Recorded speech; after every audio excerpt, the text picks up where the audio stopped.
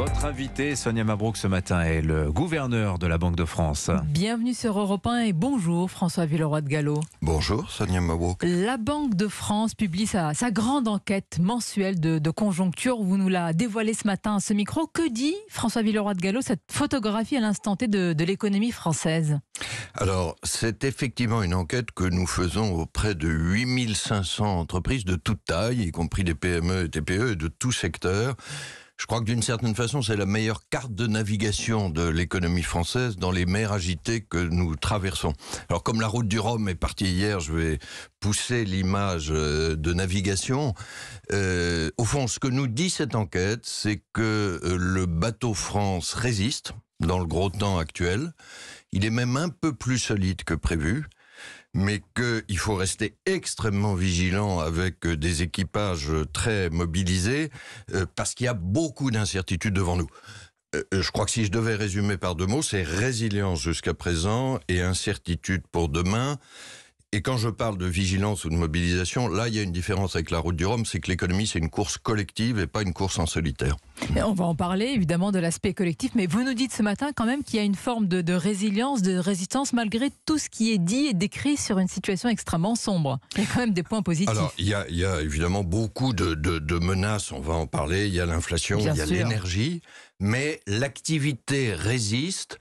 Nous avions prévu, il y a 2 mois, sur l'économie française, une croissance 0 au 4e trimestre. Donc un très fort ralentissement. Vous la maintenez ? Ça pourrait être un tout petit peu mieux que cela, avec une croissance très légèrement positive. Et du coup, quand on regarde notre prévision de croissance sur les moyennes annuelles, je confirme aujourd'hui notre prévision sur l'année 2022 à 2,6%. Et pour l'année prochaine, nous avions publié une fourchette entre une croissance légèrement positive à plus 0,8 et une récession limitée et temporaire à moins 0,5. Nous n'avons pas de raison d'être plus négatifs aujourd'hui, mais nous actualiserons cette prévision à la mi-décembre. Je dirais, conforté par cette enquête, qu'en tout cas, nous ne voyons toujours pas un scénario d'atterrissage brutal de l'économie française. Pas de récession en vue, c'est évidemment le sujet qui inquiète. Il peut y avoir une récession, nous ne l'excluons pas et nous l'avions dit dès septembre, mais elle serait limitée et temporaire. Voilà, mais ça fait partie des incertitudes pour l'an prochain. Le gouverneur de la Banque de France que vous êtes à tous les indicateurs, c'est un véritable tableau de bord. Le point positif, est-ce que ça reste l'emploi, François Villeroy de Galhau? Est-ce qu'il n'y a jamais eu autant de Français au travail dans notre pays? Vous avez raison, ça fait partie aussi de la résilience. Trimestre après trimestre, l'économie française continue à créer des emplois. L'INSEE a publié les chiffres il y a quelques jours. C'est environ 90 000 emplois supplémentaires chaque trimestre, ce qui veut dire qu'il n'y a jamais eu autant d'emplois dans l'économie française. Historiquement, on est à peu près presque 21 millions d'emplois de salariés du secteur privé dans les entreprises. Et si on ajoute les salariés du secteur public et les indépendants, c'est plus de 27 millions de Français au travail. Je le dis au passage, parce qu'on entend quelquefois dire que le Covid a changé complètement le rapport des Français au travail, que les jeunes ne veulent plus travailler, etc. Je ne rejoins pas ce discours un peu trop négatif. Encore un point avant de parler de l'inflation précisément. Vous avez donc interrogé des milliers de chefs d'entreprise qui sont représentatifs des PME françaises. Bien, on a compris qu'il y a une résistance malgré les incertitudes, mais que vous disent-ils? C'est un point important de leur trésorerie. Alors, là, on rentre dans les zones d'incertitude, effectivement. Et il y a une incertitude qui domine toutes les autres et qui explique ces questions sur la trésorerie, qui explique l'inflation, c'est l'énergie. Je vais en dire un petit mot, si vous voulez bien, parce que c'est une nouveauté de cette enquête mensuelle. Pour la première fois, nous avons interrogé les chefs d'entreprise sur l'effet de l'énergie, de leur facture d'énergie, sur l'activité. Et on leur a demandé très simplement, est-ce que pour vous, ça a un impact nul, faible ou fort ? Il y a aujourd'hui un quart des entreprises qui nous disent que l'énergie a un impact sur leur activité, faible, c'est la plupart de ce quart, ou fort. Simplement, quand on regarde devant, ce quart des entreprises aujourd'hui touchées augmente. Dans leurs prévisions sur les 3 prochains mois, ça devient à peu près 40%. Et c'est un impact qui serait encore plus fort sur leur marge, c'est-à-dire sur leurs résultats. Et ça explique ce que vous disiez, c'est qu'il y a une alerte des chefs d'entreprise sur leur trésorerie. C'est plutôt de l'ordre du sentiment que de la réalité aujourd'hui. Mais le sentiment, évidemment, il faut y être très attentif. Alors, ce n'est pas un sentiment, parce qu'elle est bien là, l'inflation, c'est une maladie qui vous inquiète, François Villeroy de Galhau. Est-ce qu'on va, c'est important quand même les mots qui ont été utilisés il y a quelques jours par Michel-Édouard Leclerc, vers un tsunami d'inflation pour début 2023, avec une inflation à 2 chiffres ? Je ne crois pas. Michel-Édouard Leclerc a toujours un sens de la formule que je veux saluer, et puis il se trouve qu'il est en négociation avec ses fournisseurs, notamment dans la filière agroalimentaire. Donc ça explique peut-être certaines expressions. Par contre, l'inflation est trop haute aujourd'hui en France. Ça, c'est vrai. Et en Europe, je vous rappelle les chiffres. En Europe, on est à un peu plus de 10% d'inflation. En France, c'est moins.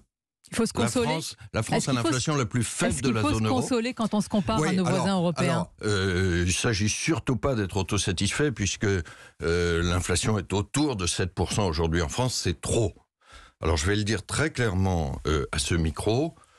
Nous allons, avec Christine Lagarde, faire ce qu'il faut pour ramener l'inflation vers 2% d'ici 2 ou 3 ans.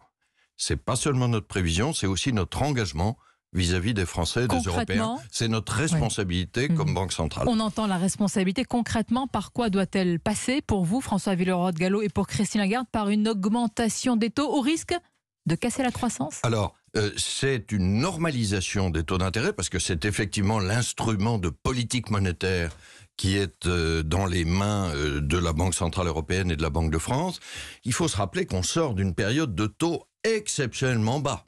Exceptionnellement bas. Rappelez-vous, il y avait même des taux négatifs, ce qui était difficile à comprendre. Pourquoi ? Parce qu'à l'époque, y compris dans la crise Covid, on avait la menace d'une maladie inverse qui était la déflation. C'est-à-dire une inflation trop faible, voire une inflation négative.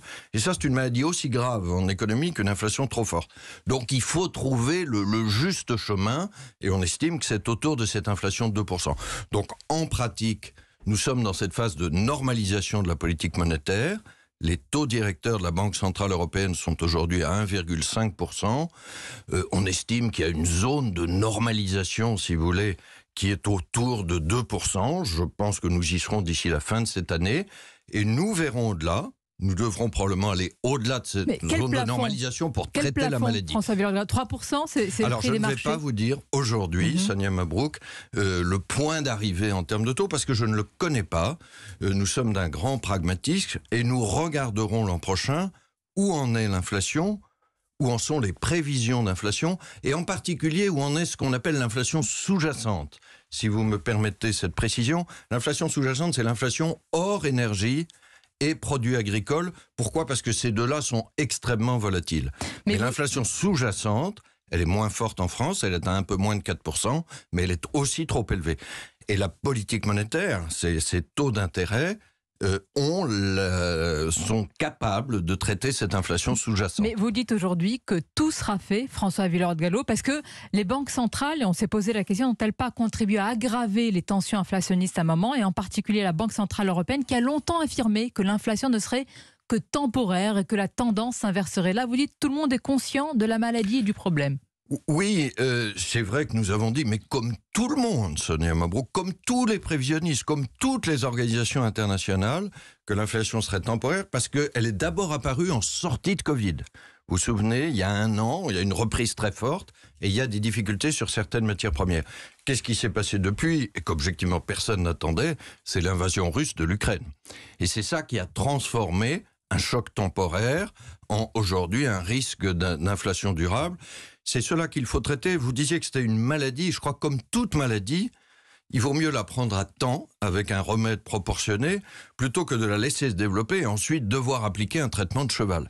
C'est ça que nous voulons éviter. La Banque centrale européenne veut, comme on dit, refroidir l'économie, alors que les gouvernements, par leur politique budgétaire, veulent réchauffer l'économie. Non, le but de la Banque centrale européenne, ça n'est pas de refroidir l'économie. Pourquoi vous dites cela ? C'est de ramener l'inflation vers 2%. Je crois que c'est très important qu'on ne fasse pas cette confusion. Mais qui l'a fait ? Et le but de la Banque centrale européenne et de la Banque de France, ça n'est pas de provoquer une récession, c'est de traiter l'inflation.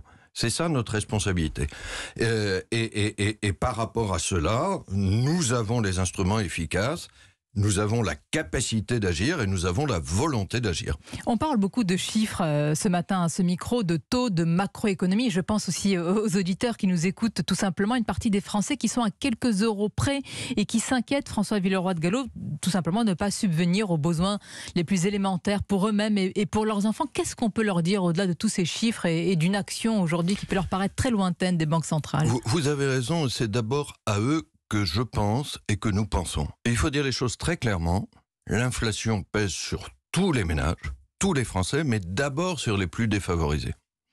Parce que leurs fins de mois sont plus difficiles et parce qu'il se trouve que la facture d'énergie ou la facture d'alimentation est proportionnellement plus importante pour eux.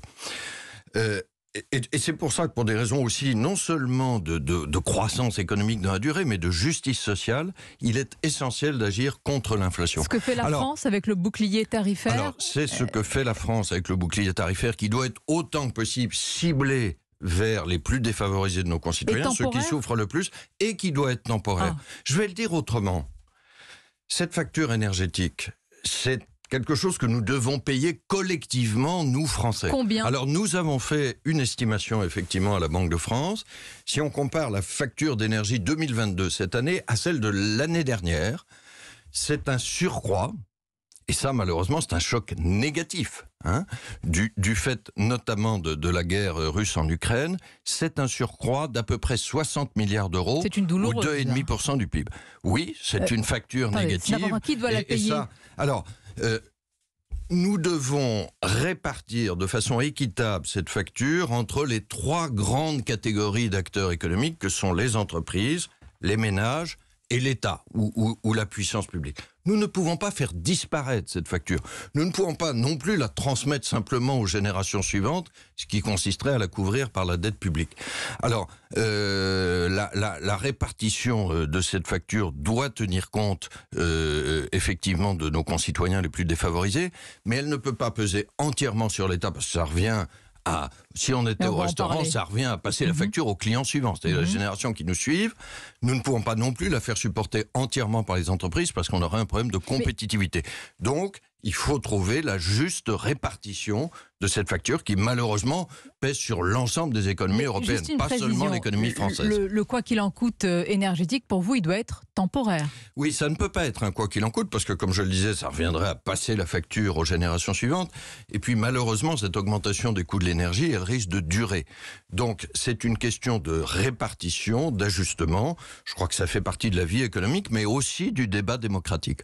Alors, justement, dans cette vie économique, il y a les chiffres du déficit, et ils sont assez vertigineux. Déficit commercial français qui atteint un record historique à presque 17 milliards d'euros. Là, je parle pour le mois de septembre. Mois après mois, François Villeroy de Galhau, les statistiques volent de record en record. Et quand on voit, par exemple, l'Allemagne, elle est excédentaire. L'Italie aussi. C'est un problème français. Alors, le principal facteur de dégradation dans les chiffres que vous venez de citer, c'est précisément cette facture de l'énergie. Oui, mais elle vaut parce pour tous les autres pays. Cette facture, c'est comme une... Oui, mais on voit la même dégradation sur les autres pays.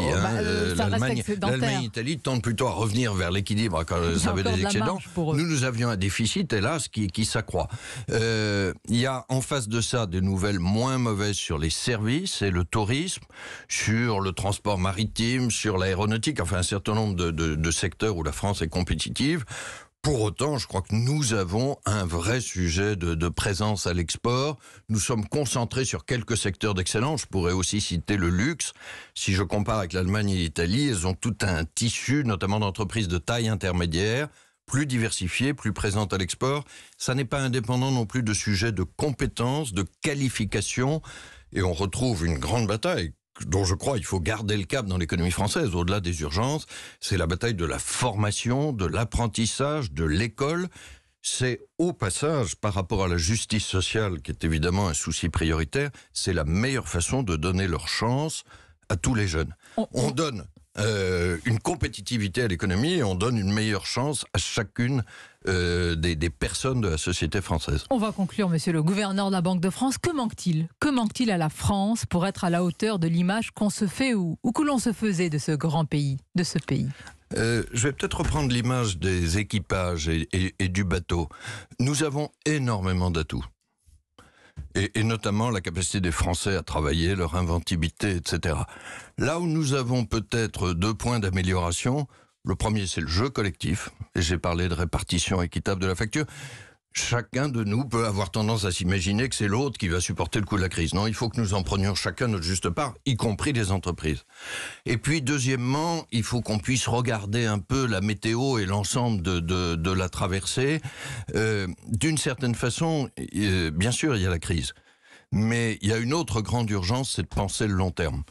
Penser à cette crise énergétique que nous devons traiter, comment nous pouvons la résoudre tout en accélérant la transition climatique. Si nous pensons le long terme, nous allons accélérer la transition climatique, ce qui sera une bonne chose. Ça passe notamment par un effort de sobriété énergétique des entreprises et des ménages. Malgré les secousses en mer, interview très maritime. Merci François Villeroy de Galhau d'avoir été notre invité. Bonne journée à vous.